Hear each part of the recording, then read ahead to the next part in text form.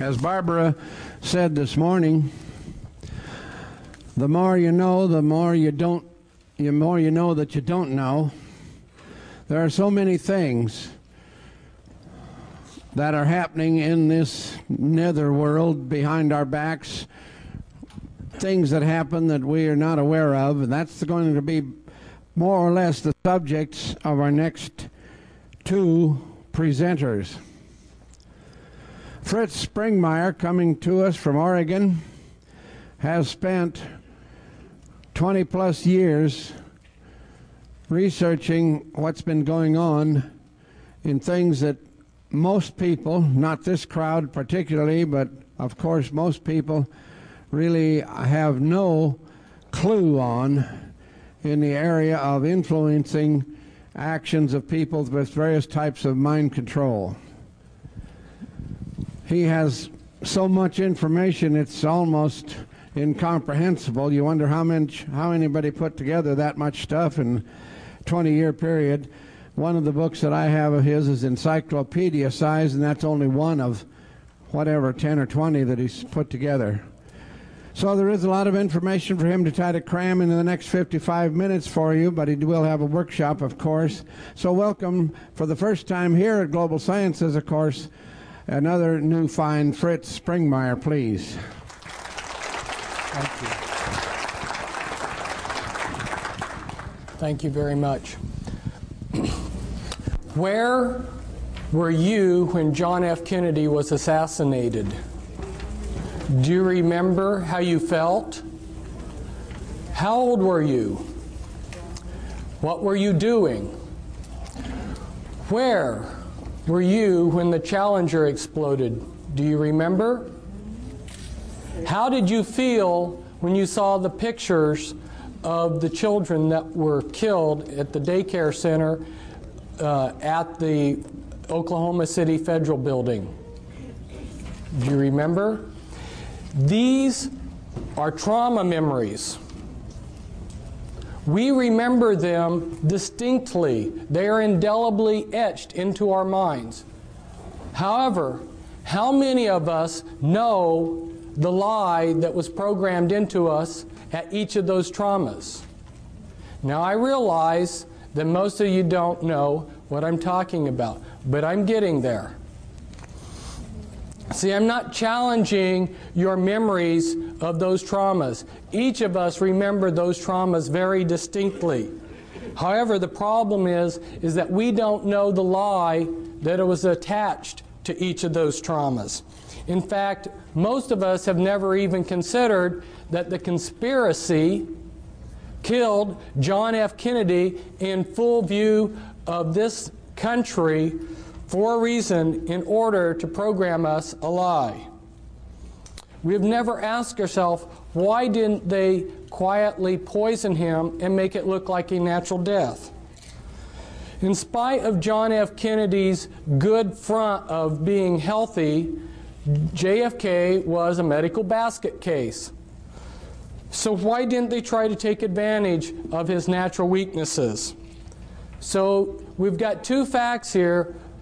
The fact is that they killed John F. Kennedy in full view of the entire nation, and the other fact is that we still have a trauma memory associated around that trauma. However, we do not understand, most of us, how they programmed in a lie to us through that trauma. Now, those traumas that we have just discussed are very mild compared to the type of traumas that we're going to be discussing today and in the workshop tomorrow in the afternoon. I'm here to tell you about trauma-based total mind control. This is a type of mind control which turns the victim into a puppet, a slave. This is a type of mind control which is so horrendous that it dehumanizes a person to be a robot, an expendable piece of machinery that they can throw away. And the problem is that this mind control is essentially totally undetectable. The things that I'm going to be telling you today are going to affect you and your children and your grandchildren. And I don't have enough time up here in 55 minutes or an hour to give you much more than just scratch the surface of what I have to tell you. But I do want to be able to, in this first hour, to tell you the issues and then also expose you to our literature, our information that we have that you can obtain that covers those issues, so that if you want to obtain more information on this, you can. Today I'm going to give you some important keys to some of the important mysteries in your life. Everyone loves a treasure hunt. Today you've hit the mother lode. This mind control pertains to many of the things in our life. Why are so many people being abducted by UFOs? Why do things keep going wrong in our government? Who is running the world? How do we protect ourselves from someone who's an intelligent agent of the New World Order? How do we protect ourselves from deception? These are all issues that relate to mind control, and they are the type of issues that I give answers to. What would you like to know about the New World Order or its mind control? Or perhaps the subject bores you. If you don't know where you're going, how will you know when you get there? Where is this nation going? Where are we going with all these UFO abduction experiences? I'll tell you, we are headed toward total mind control. And I'm giving you this talk to motivate you, to help you, to inspire you, to inform you. And I'd like to do a little exercise.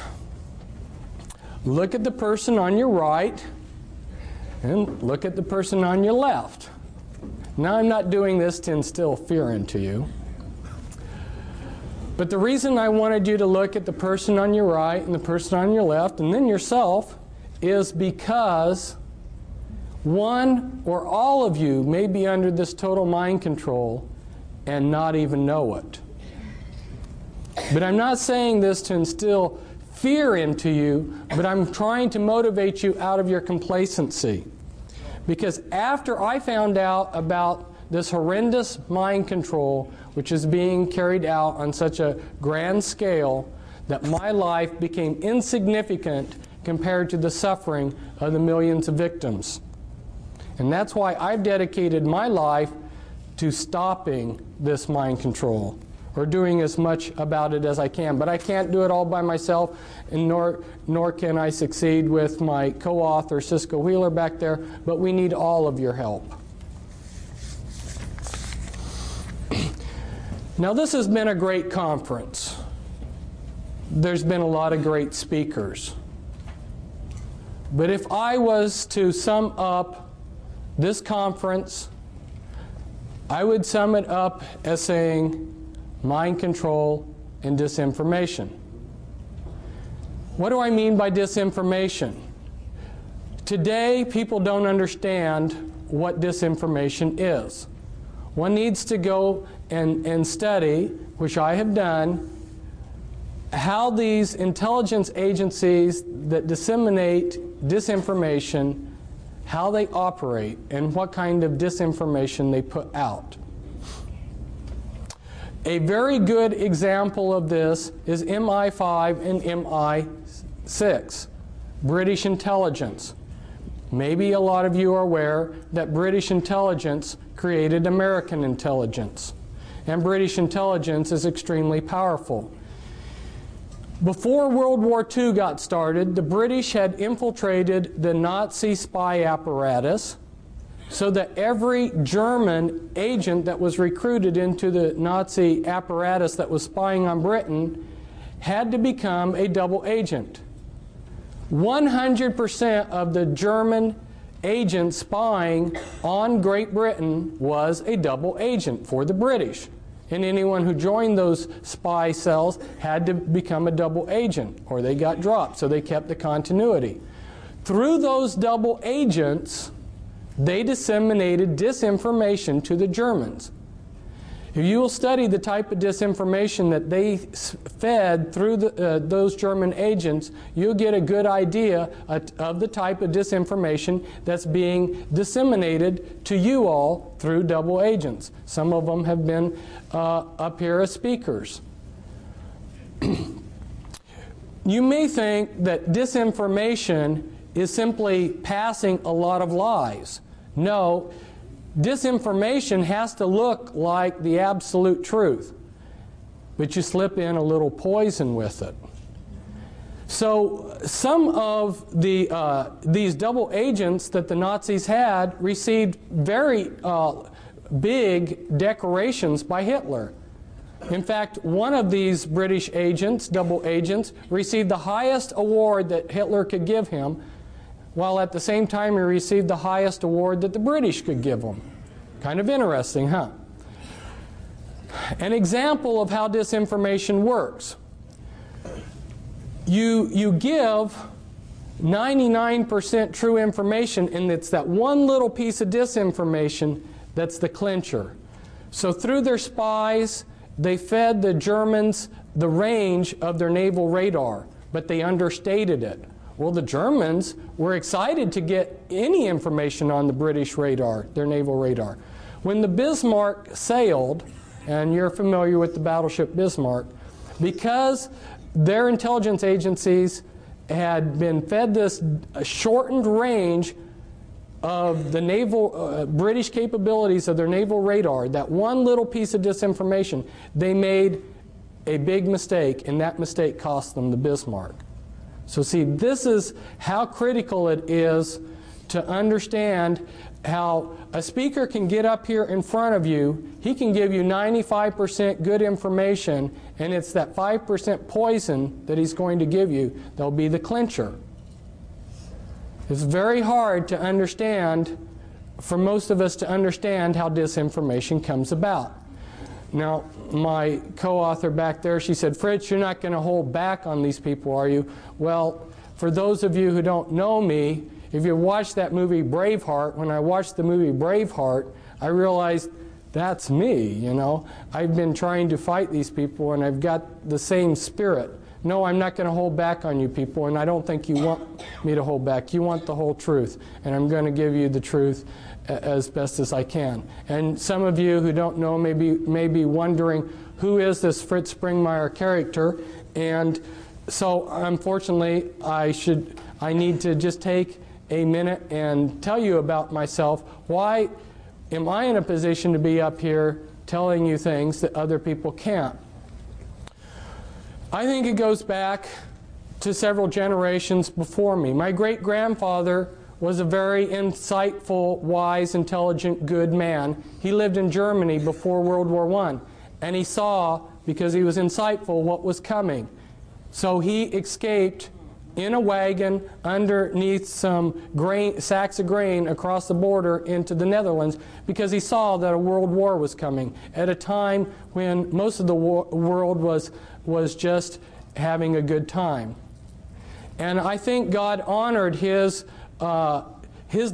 desires of his heart not to be involved in all the warfare that he saw coming to Europe, because he had 5 sons, and they had a lot of sons, and not one of his sons or grandsons ended up fighting in a war, because their age staggered them so that none of them ever got drafted. That's pretty amazing.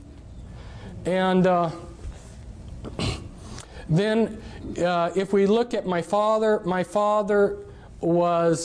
he's still alive. He's exceptionally brilliant man. You would call him a genius. And as I grew up, he allowed me to ask 1,000 questions. You know, I sat there and pestered him the whole day asking him questions, and he would answer them. And he never got tired of that. And he tried to take where he was at in life and his capabilities and help the world. And my mother, she was another brilliant person. My mother and father grew up on farms. They were farm people. They were good people. They were not associated with the system at all, nor have any of my relatives, except for one of my dad's cousins in World War II, because he was a genius, worked on the Manhattan Project. But my father has basically been a technocrat for these people that run the world, and he tried to make a career out of going to third world countries and developing their agriculture. And so I got to see some of the movers and shakers of the world, and I also got to see how the people, as David Adair called them, you know, these bureaucrats, how they treated the technocrats that worked underneath them. My father was sent by the U.S. State Department aid program to Nepal when I was a child to develop the Nepalese agriculture. And he painstakingly typed up a big, massive report of their state of affairs all over the country, which he traveled on by foot and by jeep. And when he and a plan to improve their agriculture, and they had lost it within 2 weeks. And that was back before there were photocopy machines. So I saw how saw time and time again how the people that are running this world just played around with people like my father, who sincerely wanted to improve this world, this planet. Not growing up in this country and not coming to continental United States until I was 11, have an outsider's view of this country and what's going on. And you know, when you're in a situation, if you can step aside and look at it from a distance, you see it differently. And so there's a lot of things that I see about this country that maybe other people can't, because I have been in 33 countries, and I've been a world traveler, and I see things from a different perspective. Plus, when I was in Nepal, we didn't have television. I spent a lot of my idle time reading Encyclopedia Britannica. And I went to a private school that when I came to the United States, I was 2 years ahead of the kids in public school. So that gives you a little bit of background of why, having been a truth seeker who's devoured books every day and have interviewed countless numbers of people and done all kinds of research, that gives you a little bit of background as why I'm up here telling you some of these things rather than somebody else. What I've seen at this conference so far, there's been a lot of things that pertained to my research on mind control. Our Japanese speaker last night, he talked about blood pressure in the head and how he went out to find out. It was so frustrating for me this last week. I tried repeatedly to get a chance to tell him why he didn't find any information on that when he went out there looking in the medical books. Because see, I have been spending time researching mind control and what these people are doing. And there's a cerebral spinal fluid, as well as the brain, the blood pressure in the brain, and a lot of other things that he's not aware of that have been suppressed by these people. This is information that they have suppressed, and the reason why is because there's only a few men in the world that know these things, and they're using it to enhance their programming abilities, their mind control programming abilities. So there's a flip side to this.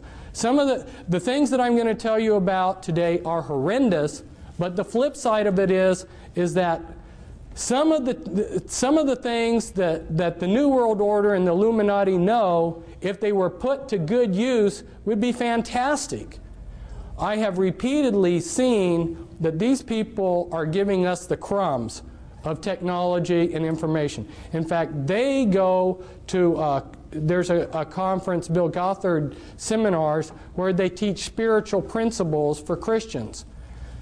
Their programmers go to these conferences. Their programmers, their mind control programmers, know how a person can make themselves into a great spiritual being they know this far better than most of the Christians, but they use this information for evil.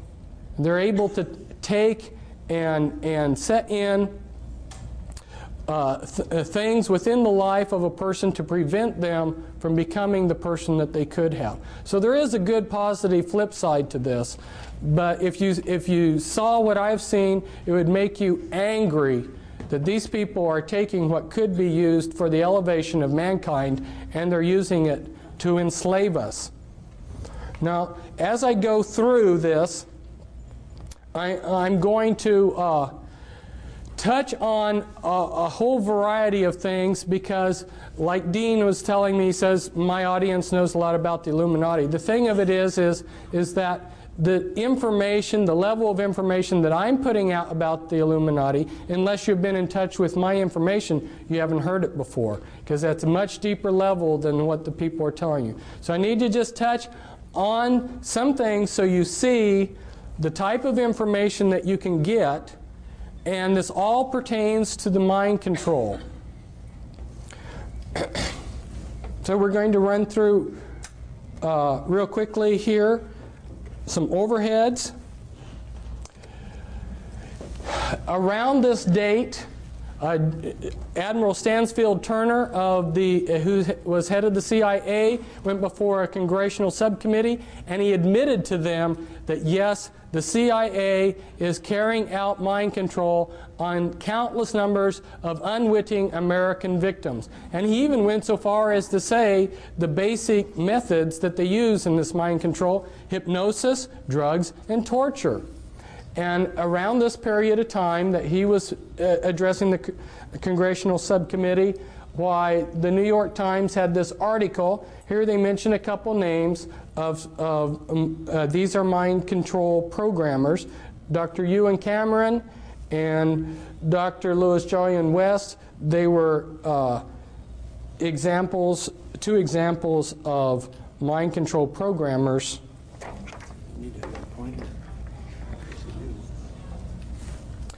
If we go back in history, you'll see that our governments are just carrying out methods of control that were written about long ago. Now, those of you who have been associated with the Army realize that they have a lot of pamphlets and books for their people. This was a handbook for chaplains, and inside this handbook for chaplains, they tell all of the religious groups that are recognized by the U.S. military, and one of those groups that's officially recognized is the Church of Satan, so that if you are a satanic priest in the Church of Satan, you are exempt from the draft because you're a clergyman. And Anton LaVey happens to be one of the mind control programmers that I have been exposing, and you'll see a picture of one of his slaves in here. In this book, in this handbook for chaplains, they will tell you that there are 3 degrees within witchcraft, and that is correct. Those first 3 degrees make up the anarchy level of the Illuminati, and then you have a hierarchy level within the Illuminati. Last summer, I went out on speaking circuit of 14 major U.S. cities, and there was a tape made, a professionally made tape in a television studio where I explain charts like this, explain a lot. So I strongly recommend that you get that videotape because it gives an excellent overview of a lot of things. But for instance, you'll have this diagram explained, and I go into the top 13 Illuminati bloodlines in that tape. I also have a book. This comes from a book, The Top 13 Illuminati Bloodlines. This pertains to the mind control because these bloodlines learned about these mind control techniques many centuries ago. These are the movers and shakers of the world. And for instance, the Rothschilds, their secret genealogy traces back, and this is inside information. You're not going to learn this reading a book. This is inside information. Their genealogies go back to Nimrod. So these are some very powerful bloodlines, and they have learned a lot of techniques for controlling long ago. And when you learn who the bloodlines are, it totally changes your view of history. Now, for instance, Grant and my co-author back there, Cisco, who I brought out of the Illuminati, her father was a programmer, and parts of her were used for programming. Her great uncle, her dad's uncle, was the head of the U.S. military during the Vietnam War, General Earl Grant Wheeler, and he was a descendant from Hiram Ulysses Grant, and Ulysses Grant was of the Collins bloodline and of the Delano family bloodline. Two very powerful bloodlines, and you may have thought that he was just a common ordinary person. So to understand what's going on, you really need to understand these bloodlines, and that's why I encourage you to get the book that we have back there, the Volume 1 book, the Top 13 Illuminati Bloodlines. These are just some representatives of those bloodlines. And these are Illuminati members that I'm showing you here that are representatives of the different bloodlines. And the DuPonts, for instance, have been in charge of a large portion of the military-industrial complex. They have produced the gunpowder for all of our wars. So every war that we've had, they've gotten incredibly rich.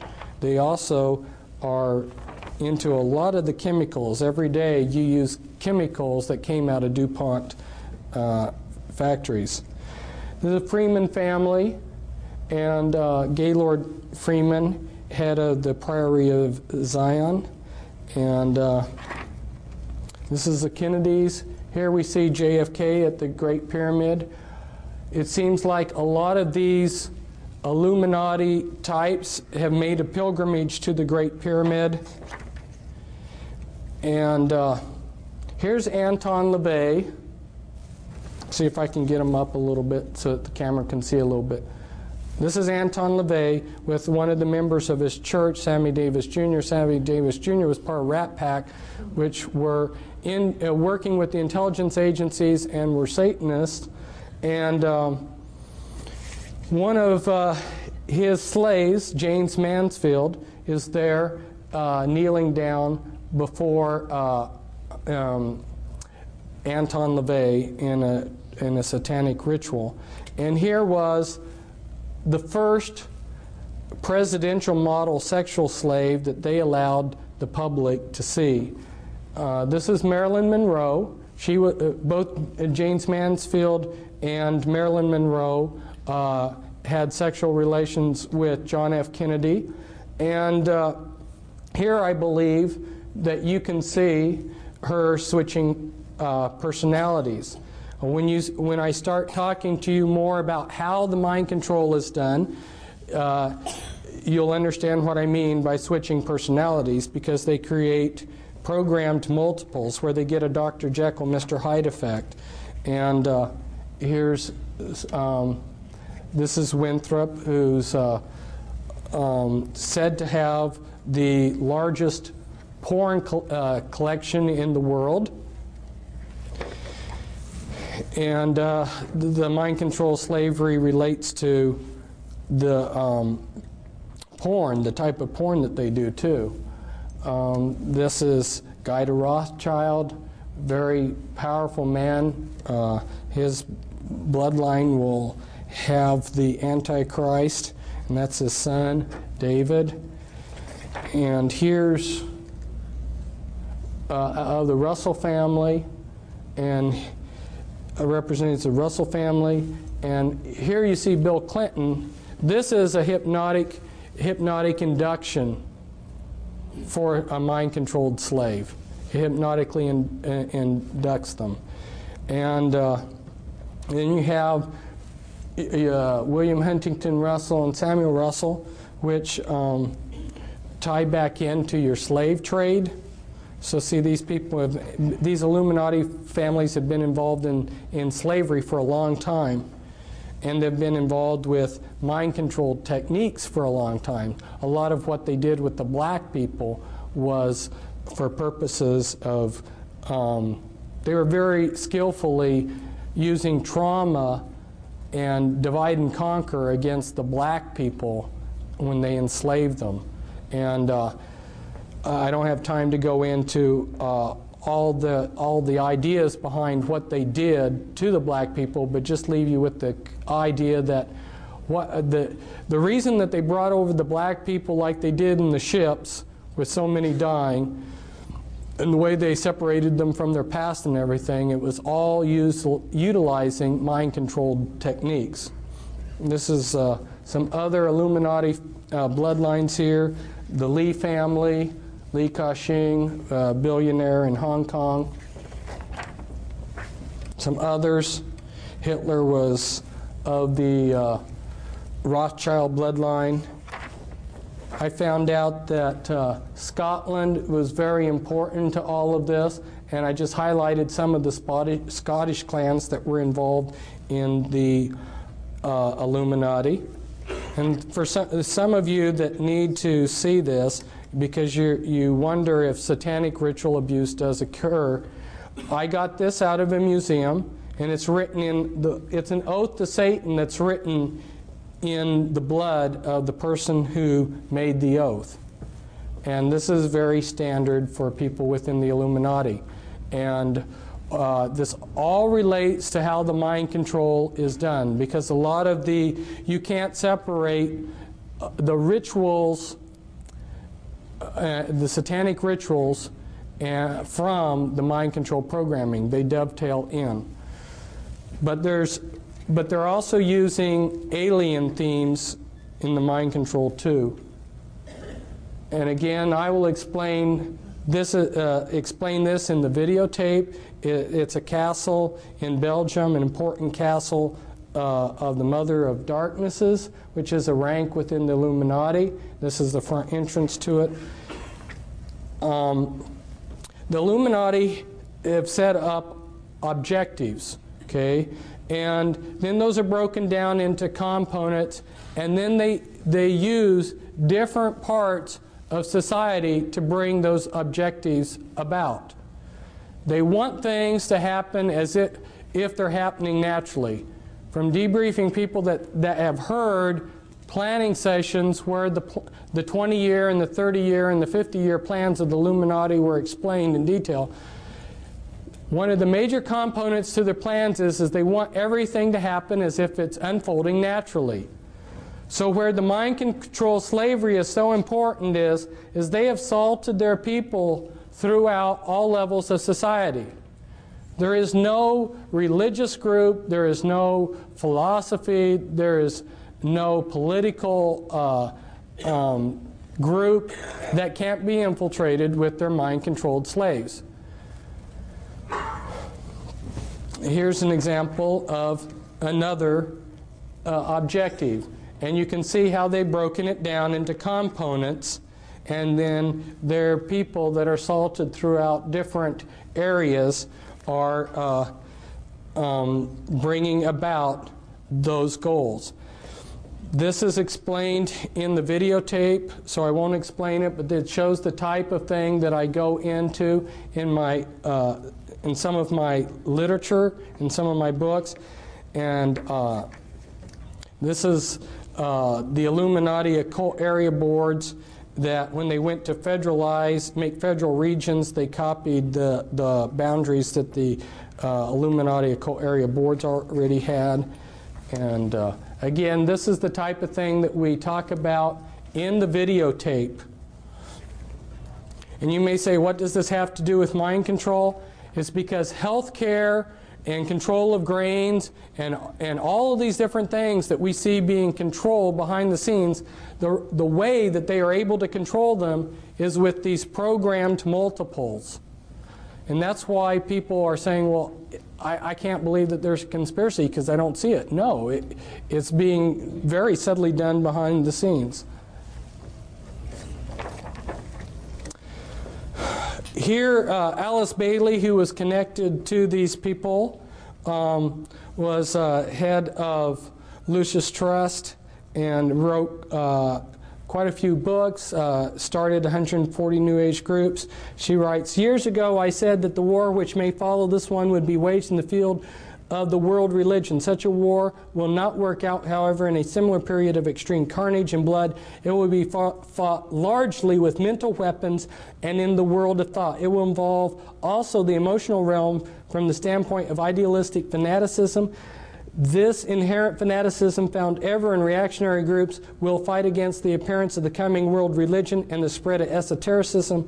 The coming struggle will emerge within the churches themselves."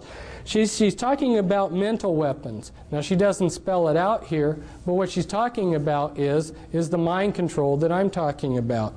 And the name of her book's very appropriate. It's an externalization of the hierarchy. What was done in secret in these secret societies that tie in with the Illuminati, what was done in secret 100, 150 years ago is being externalized into society. And part of the way that they're doing it is through the mind control that's got an alien script to it, and through people that are seeing things and dreams and so forth. You know, one of the ways, see, my father was just naturally smart, but there weren't enough naturally intelligent people for the New World Order types to take advantage of. If you understand what they need to run their computer systems and to do the type of research that they needed to have some trick to get enough geniuses to really move rapidly forward with what they wanted to accomplish. And they discovered that if they scarred the brainstem, they could create somebody with a photographic memory. And so a lot of your people out there that are geniuses working for the system are mind-controlled slaves that have their brainstem scarred as a child. They've been given a photographic memory, and they've got programming. Now, how do they control these people? Well, they are releasing technology at a rate that they have decided upon, and they release that. If you're a mind-controlled slave, a lot of the ideas that you will get will come as dreams. Okay? They're controlling the various Christian denominations, various Christian religions. They're controlling the New Age movement. Your New Age prophets that are seeing things. Where do you think this stuff is coming from? And that's why I was so pleased to see Raylan Russbacher tell you her own personal story about how she discovered that the things that she had been channeling were actually being channeled through her via mind control from the intelligence agencies. This is, it doesn't show up very well on here. It's such a beautiful picture, but it's the inside of the House of the Temple of the Supreme Command of the Supreme Council, of the 33rd degree of the Scottish Rite Freemasonry in New York City. The House of the Temple here, one site for programming, one place for the Grand Druid Council to meet in a room there. Here I'm at a programming site. And this is the Presidio, and this is real near the Presidio, the Palace of Fine Arts, and where Illuminati have done rituals. Here's some more pictures from the area. You'll notice that the 6th Army has the satanic hexagram within a circle with the anarchy, satanic anarchy A inside of it, and a lot of their staff are Satanists. This is some more sites around the area used for programming. This is on the Presidio where the Illuminati have had some rituals inside of there. And in the distance here is Alcatraz, which has been used for ritual programming. This is Tavistock, which is a site that's been used for mind control programming. Rothschilds have used Tavistock quite a bit. Here's a couple programmers. This is Michael Aquino, who's head of Temple Asset. He's a mind control programmer. And I don't think that he's got his staff in his hand there in the picture, but he oftentimes carries a staff. That's staff is like a cattle prod, and it will give you electroshock. There's been quite a few books coming out recently about the mind control, but they're all pretty vague. So I encourage you to get the Volume 2 book that we have, and the title to it's The Illuminati Formula Used to Create an Undetectable Total Mind-Controlled Slave. Now, how are they doing this? Well, they're using natural things, natural functions of the brain. Some of you have probably been driving along the road and you've been talking to your wife and just driven automatically. See, the mind can work in two different things. What you're doing is you're hypnotically trancing out on your driving. Maybe some of you have been driving and you went from point A to B and don't even remember driving. You just put yourself into self-hypnosis. There's different altered states that the mind can go into, and they're very familiar with these. The mind also has the ability to disassociate. You know, if you say, some people, if they say something that's wrong, and then you try to correct them later on, they say, well, no, I didn't say that. Their mind has to disassociate. Or you go on a trip and you remember the good things but forget the bad things. Okay, this is disassociation. The mind has a natural ability. Now, let's say that you're a soldier in a war, and this has been going on for thousands of years to soldiers in wars. Let's say your buddy, for instance, has his arm blown off and his guts are blown out, and it's a horrible sight.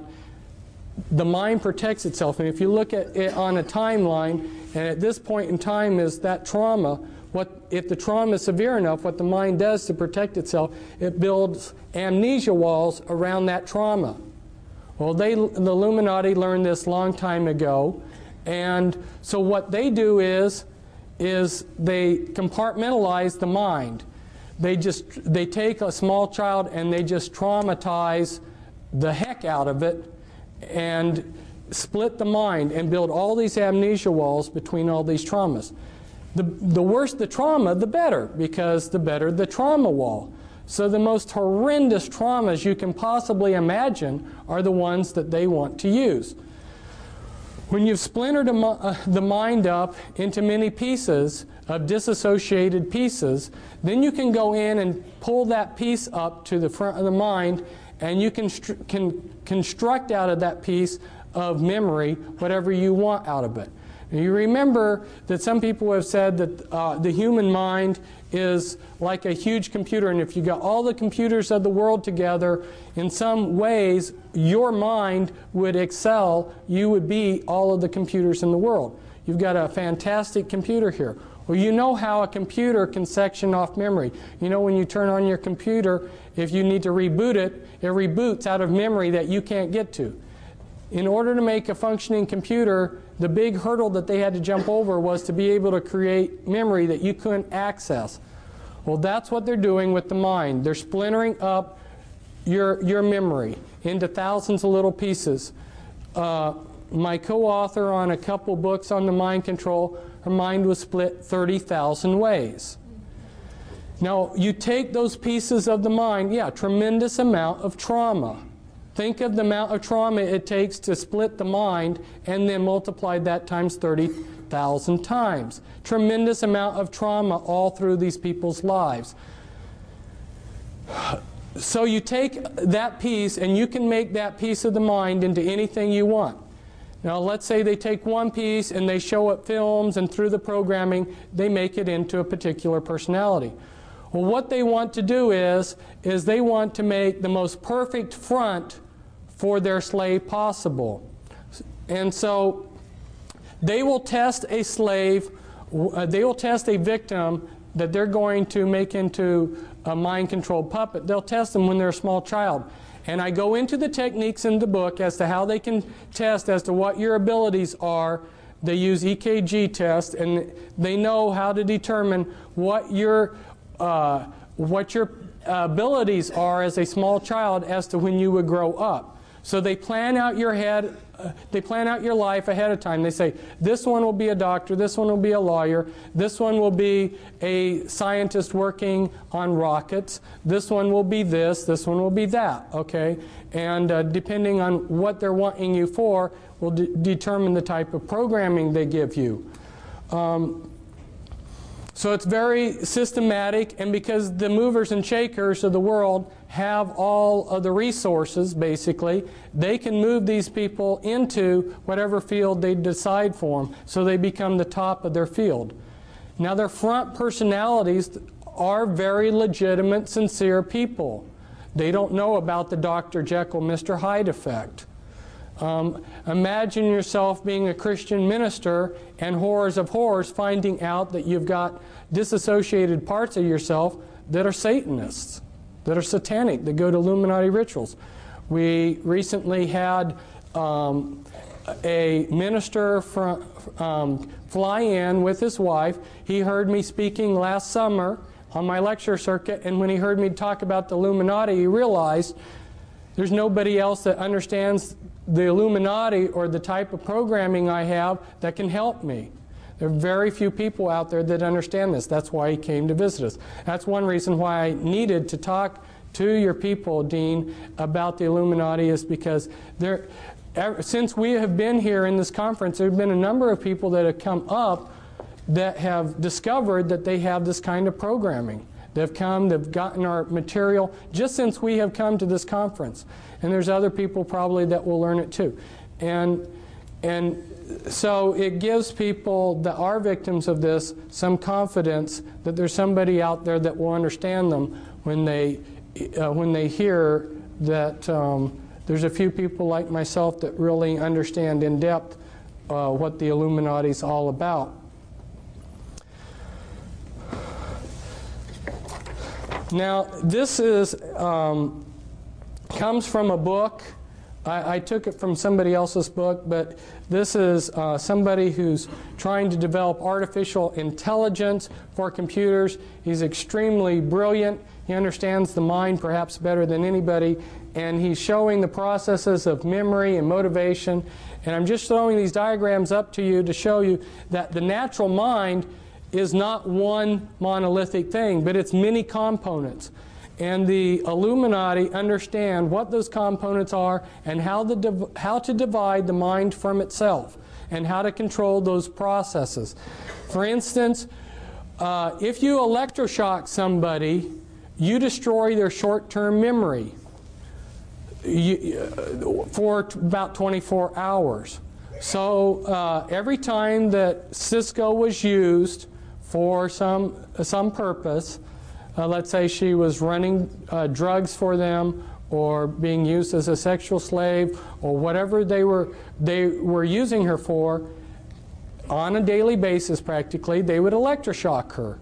What that would do is splinter your short-term memory. Once they get you programmed to where they want you, then they will delete your memory of having been used in these things. People that are on sensitive in government projects, if you are in charge of something that takes a classification, you're going to be under mind control. Don't you think that they're smart enough to want to control their secrets? And this was taken at Bethesda, which happens to be a programming center, but it's showing the brain's PT scans of multiples. And you'll see that from when one personality holds the body to another, we've got totally different PET scans. The mind of a multiple personality, and they now call MPD DID, just recently changed that, I think, to throw some confusion into things. But when you look at the PET scans, they're different. If I try to impersonate a different persona while I'm getting PET scans, my brain will look the same.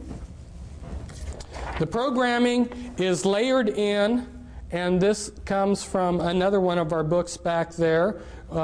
Cisco did amazing drawings where she invited her different alters, her different personalities to work together on putting down on paper what they were seeing, because they had no talk programming.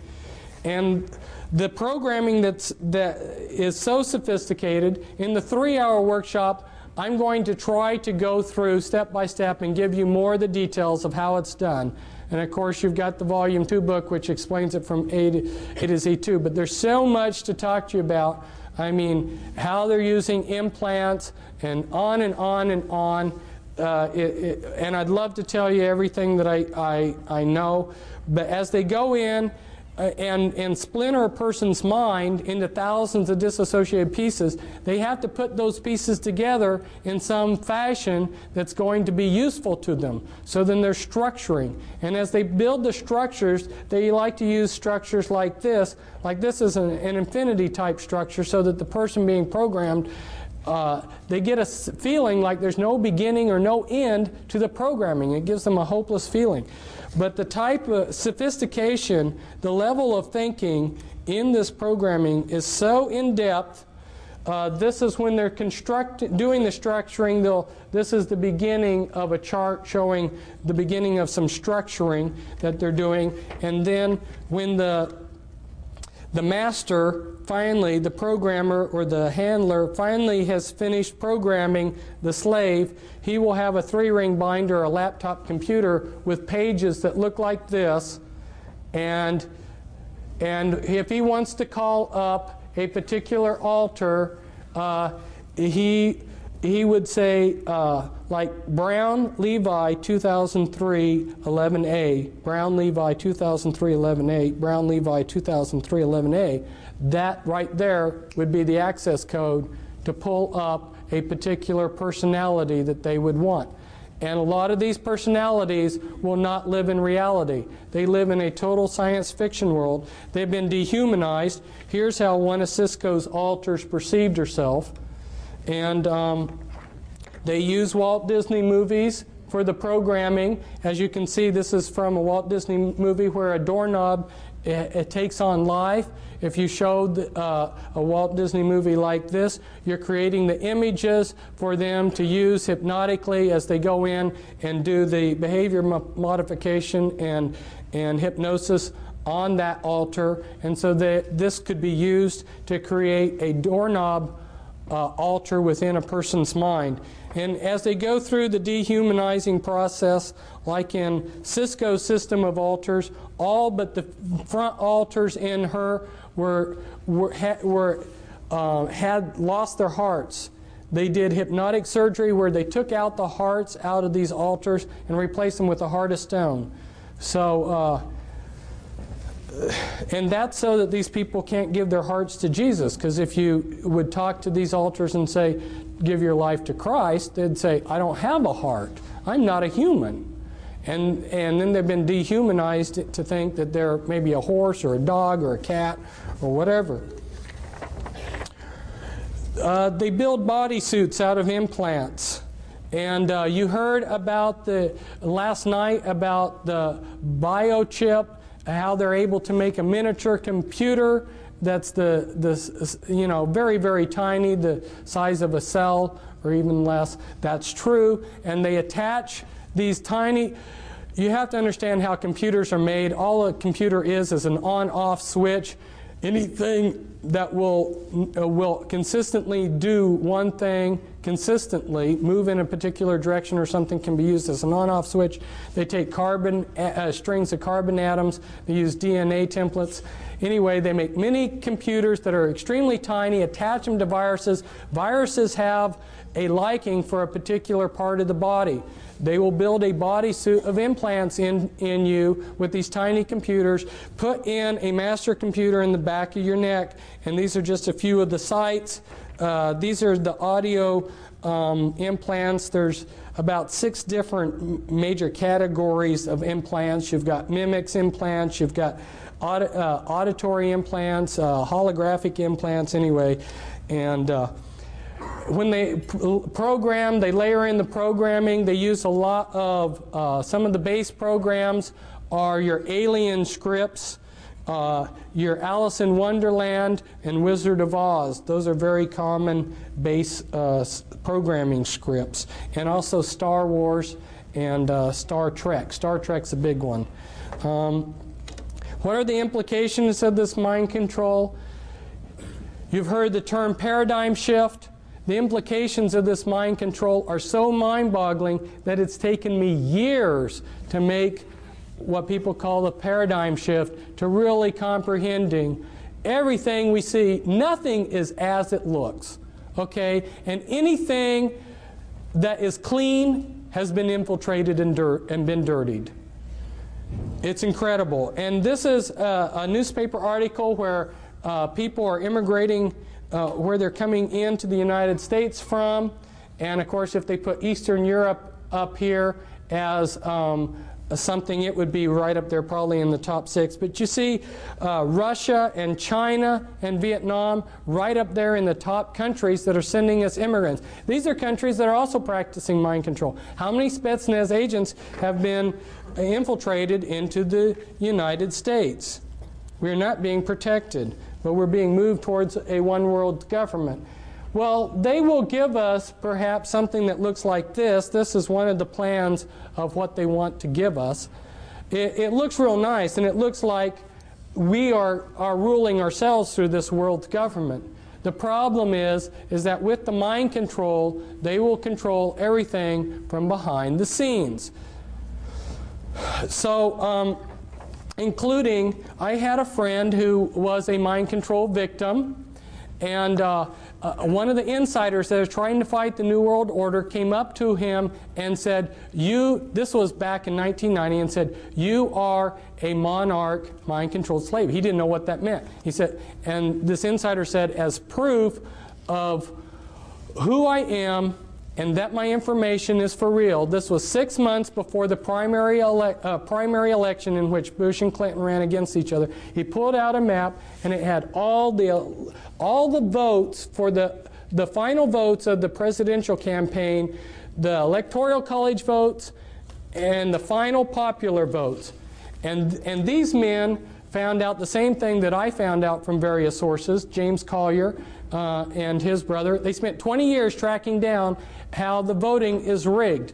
I'm telling you, people, nothing is as it seems, and there are people that can come up here and stand up here and be a lot more humorous than I, and can tell you, that you can vote these people out of office. There is no political system that is going to work anymore when they are making mind-controlled slaves. And I'd love to have all of you come to my workshop, because there's so much that I have to say, and it's so important, and our table's back there. Thank you.